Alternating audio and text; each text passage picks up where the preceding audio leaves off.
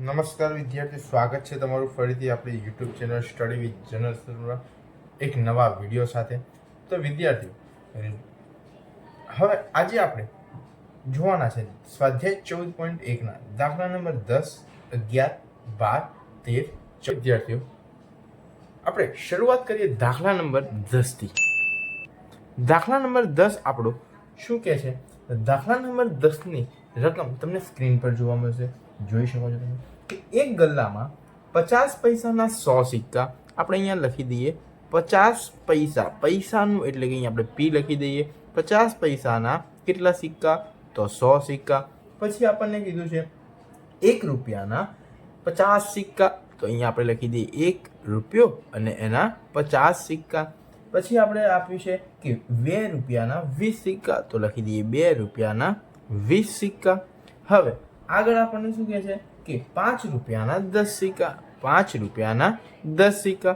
હવે આપણી જોડે કુલ કેટલા સિક્કા થઈ ગયા? તો 100 ને 50 150 ને 20 170 ને 10 180, કુલ 180 સિક્કા. એટલે કે આ આપણા થઈ ગયા n. ચલો આગળ વધતા જોઈએ કે ઘટના એ. ઘટના એ અહીંયા આપણને શું કહે છે કે ધારો કે આપણે પાત્રમાંથી એક સિક્કો બહાર કાઢીએ છીએ અને ઘટના એવી બને છે કે 50 પૈસાનો સિક્કો હોય. તે સિક્કો શેનો હોય? 50 પૈસાનો. ધારો કે સિક્કો 50 પૈસાનો એટલે 50 પીનો હોય. માટે ઘટના એના શક્ય પરિણામ બરાબર શક્ય પરિણામ કેટલા થઈ જાય? 50 પૈસાના કુલ 100 સિક્કા આપણી પાસે, તો એ 100 એ 100 માંથી કોઈ પણ એક સિક્કો આવી શકે. આપણને ખબર છે નહીં કે કયો સિક્કો આવશે. આપણે અહીંયા લખી દઈએ પી ઓફ એ બરાબર શક્ય પરિણામ, જે આપણું સૂત્ર છે, શક્ય પરિણામ છેદમાં કુલ પરિણામ, છેદમાં કુલ પરિણામ. ચલો હવે આપણા શક્ય પરિણામ કુલ કેટલા થયા? તો 100 અને કુલ પરિણામ કેટલા? n 180. તો વિદ્યાર્થી અહીંયા છેદ ઉડતા હોય તો ઉડાડી દેવાના, એટલે 0 0 આપણા ઉડી ગયા. અને 5 દુ 10 થશે અને નીચે 9 દુ 18 થશે. તો આપણો સંભાવના આવી ગઈ 5 છેદમાં 9. તો આ આપણો આવી ગયો જવાબ. હવે આપણે આગળ વધતા જોઈએ ઘટના બી.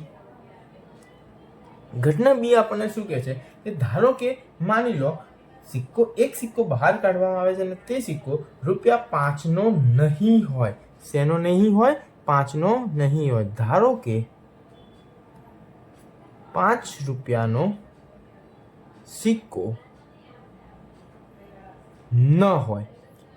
વિદ્યાર્થીઓ, સૌથી સરળમાં સરળ રીતે આપણે આનો ઉકેલ શોધીશું. તો ઘટના બીના શક્ય પરિણામ કેટલા આપી છે? તો અહીંયા જુઓ, 50 પૈસાનો હોઈ શકે તે સિક્કો, 1 રૂપિયાનો હોઈ શકે, 2 રૂપિયાનો હોઈ શકે, પણ 5 રૂપિયાનો હોઈ શકે નહીં. તો આપણે 50 પૈસા, 1 રૂપિયા અને 2 રૂપિયાના જેટલા સિક્કા કીધા છે એ બધાનો સરવાળો કરી દેવાનો. અથવા તો આ જે કુલ પરિણામ છે એમાંથી 5 રૂપિયાના સિક્કાને માઇનસ કરી દો. તો 180 માંથી 10 માઇનસ કરીએ તો આપણા શક્ય પરિણામ આવશે 170. માટે પી ઓફ બી બરાબર આપણો જવાબ શું થઈ જશે? 170 છેદમાં 180. હવે અહીંયા 0 0 કટ થાય છે તો કરી દઈએ અને આપણો જવાબ થઈ જશે 17 છેદમાં 18. તો આ આપણો દાખલા નંબર 10 હતો. હવે આપણે આગળ વધતા જોઈએ દાખલા નંબર 11. દાખલા નંબર 11. તો વિદ્યાર્થીઓ જુઓ સ્ક્રીન પર તમારી રકમ. તો ગોપી પોતાના માછલી ઘર માટે દુકાનમાંથી માછલી ખરીદે છે. શું ખરીદે છે? માછલી. હવે એક માછલી ખરીદે તો દુકાનદાર સાથે તો બહુ બધી માછલીઓ હશે. ચલો જોઈએ. દુકાનદાર મોટી ટાંકીમાંથી યાદચ્છિક રીતે એક માછલી બહાર કાઢે છે. કેટલી માછલી બહાર કાઢે છે? 1. આ ટાંકીમાં 5 નર. કેટલી માછલી છે? 5 નર. નર એટલે કે મેલ. અને 8 માદા. માદા એટલે ફિમેલ. 8 માદા. 8 કેવી છે? માદા. તો આપણી જોડે કુલ કેટલી માછલીઓ થઈ ગઈ? 8 ને 5 13. તો આપણી જોડે n બરાબર કેટલા થઈ ગયા? 13. તો વિદ્યાર્થીઓ, આપણી જોડે કુલ પરિણામ આપણને મળી ગયા. પાછળ એવું કહે છે કે બહાર કાઢેલી નર માછલી હોય તેની સંભાવના શોધો. ચલો ઘટના એ. ધારો કે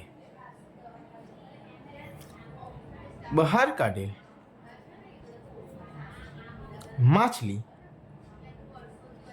કોણ હોય? તો આપણને કીધું છે કે નર હોય. શું હોય? નર હોય.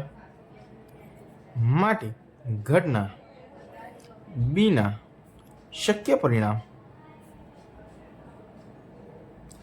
બરાબર. શક્ય પરિણામ કેટલા આવશે? તો નર કેટલા? 5. તો 5 માંથી કોઈ પણ આવી શકે. તો આપણે અહીંયા લખી દેવાનું શક્યમાં 5. માટે P of A બરાબર 5 છેદમાં કુલ કેટલા છે? 13. તો આપણો આવી ગયો જવાબ. વિદ્યાર્થીઓ, સૌથી સરળ દાખલો હતો આ. હવે આગળ જોઈએ કે દાખલા નંબર 12. દાખલા નંબર 12 ની રકમ જોઈ તમને સ્ક્રીન પર જોવા મળશે. કદાચ પોસિબલ હશે તો હું સ્ક્રીન પર તમને આપી દઈશ. ચલો, તો દાખલા નંબર 12 ની રકમ છે કે તકની એક રમતમાં ગોળ ફરતું એક તીર હોય છે.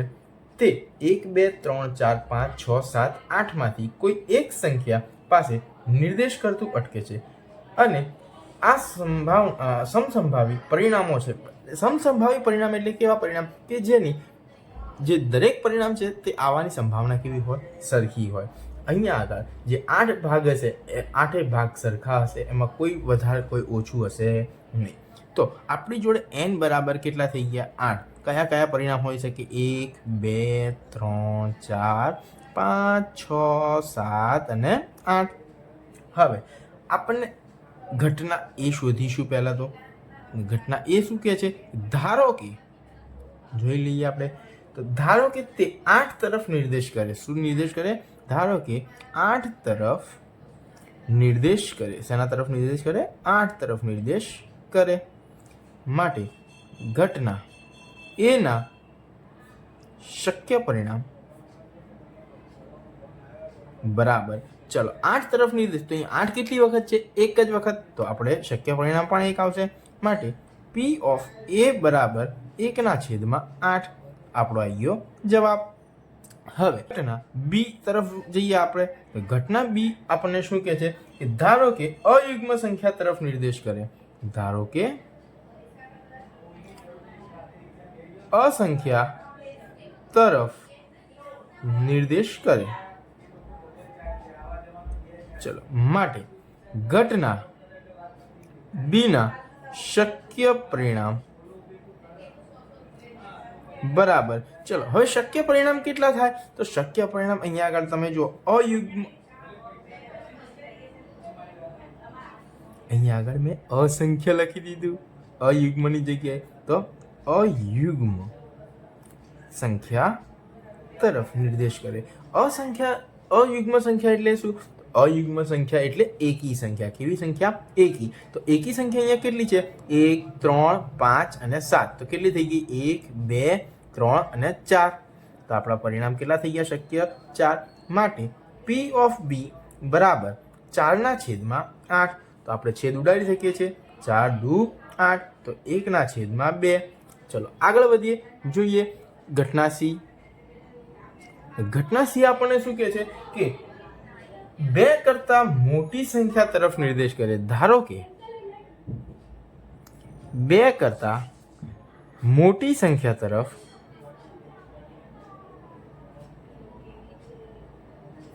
નિર્દેશ કરે. તો 2 કરતા મોટી સંખ્યા તરફ નિર્દેશ કરે. તો 2 કરતા મોટી સંખ્યા કેટલી છે? ચલો ગણી નાખો. ત્યાં સુધી હું અહીંયા લખી દઉં ઘટના સી ના શક્ય પરિણામ. તો જુઓ વિદ્યાર્થીઓ, ઘટના સી ના શક્ય પરિણામ કેટલા આવશે? તો 2 કરતા મોટી કઈ કઈ છે? 3 4 5 6 અને 7. તો કુલ કેટલી? 6 સંખ્યાઓ છે. કેટલી છે? 6. માટે P of C બરાબર 6/8. એટલે કે 4 દુ 8 થશે, 4 દુ 8 થશે અને 3 દુ 6 થશે. એટલે 3/4 આપણો જવાબ મળી ગયો. હવે આપણે આગળ જોઈએ ઘટના ડી. ઘટના ડી શું કીધું છે આપણને? કે ધારો કે 9 કરતા નાની સંખ્યા તરફ. ધારો કે 9 કરતા નાની સંખ્યા તરફ નિર્દેશ કરે.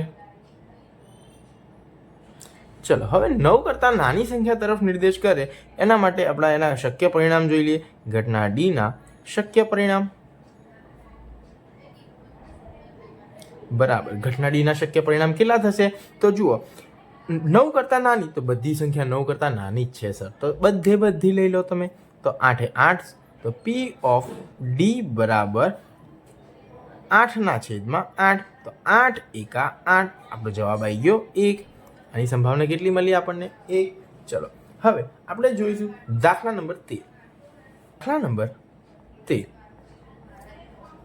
આપણને એવું કહે છે કે પાસાને એકવાર ફેંકવામાં આવે છે તો અવિભાજ્ય સંખ્યા મળે.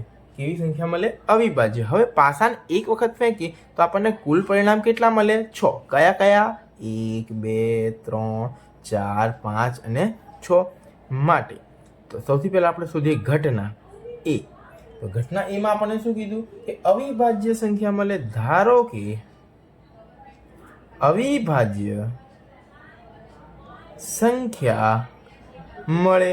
હવે અવિભાજ્ય સંખ્યા એટલે શું? તો અવિભાજ્ય સંખ્યા એટલે એવી સંખ્યા કે જેને આપણે કોઈ પણ સંખ્યા વડે ભાગી શકીએ નહીં. કોઈ પણ સંખ્યા વડે ભાગાકાર ના કરી શકાય તેવી તમામ સંખ્યાઓને અવિભાજ્ય સંખ્યા કહેવાય. તો હવે લખી દઈએ આપણે ઘટના એ ના શક્ય પરિણામ. બરાબર. ચલો કયા થશે? એ અહીંયા આગળ એકને ગણવાનો નહીં. કેમ? કારણ કે 1 એ તટસ્થ સંખ્યા છે. તો આપણે લઈશું 2, 3 અને 5. 4ને પણ ભાગી શકાય અને 6ને પણ ભાગી શકાય. તો 1, 2 ને 3 ટોટલ આપણી કેટલી થઈ? 3. માટે P ઓફ A બરાબર 3/6. તો આપણા છેદ ઉડી ગયા. 3 દુ 6 એટલે કે 1/2. આપણો આવી ગયો જવાબ. જોઈએ ઘટના બી. ધારો કે 2 અને 6 ની વચ્ચે મળે. ધારો કે 2 અને 6 ની વચ્ચે મળે. શેની વચ્ચે મળે? 2 અને 6 ની વચ્ચે મળે. માટે ઘટના બી ના શક્ય પરિણામ બરાબર. હવે 2 ને 6 ની વચ્ચે, તો 2 ને 6 ની વચ્ચે કઈ સંખ્યા આવે? તો 3, 4 અને 5 એટલે કુલ 3 સંખ્યા આવશે. માટે P ઓફ B બરાબર 3/6 એટલે કે 3 દુ 6 એટલે આપણો ફરીથી જવાબ આવ્યો 1/2. હવે આપણે જોઈએ ઘટના સી. ધારો કે આપણને એવું કીધું છે કે અયુગ્મ સંખ્યા મળે. અયુગ્મ એટલે કઈ? અયુગ્મ સંખ્યા મળે. અયુગ્મ સંખ્યા એટલે કઈ સંખ્યા? તો હમણાં જ આપણે આગળ જોઈ ગયા, યાદ કરો. તો આ અયુગ્મ સંખ્યા એટલે એકી સંખ્યા. તો આપણે લખી દઈએ અહીંયા આગળ ઘટના સી ના શક્ય પરિણામ. તો અયુગ્મ સંખ્યા કઈ હોય? 1, 3 અને 5. તો કુલ 3 સંખ્યા થઈ આપણી. માટે P ઓફ C બરાબર 3/6. છેદ ઉડાડી દઈએ. 3 દુ 6 ફરીથી 1/2 આપણો જવાબ આવી ગયો. તો વિદ્યાર્થીઓ આજ માટે આપણે આટલું રાખીએ છીએ. બાકીના સમ આપણે નેક્સ્ટ વિડીયોની અંદર જોતા જઈશું. જેમ આપણા વિડીયો અપલોડ થતા જશે તેમ તમને નવા દાખલા જોવા મળતા જશે. આપણું દરેક ચેપ્ટર પૂરેપૂરું મૂકીશું આપણે. તો વિડીયોને સપોર્ટ કરજો, ચેનલને સપોર્ટ કરજો. જો તમને વિડીયો ગમ્યો હોય તો વિડીયોને લાઈક કરો, શેર કરો તમારા અન્ય વિદ્યાર્થી મિત્રો સાથે અને ચેનલને સબસ્ક્રાઇબ કરવાનું ભૂલશો નહીં.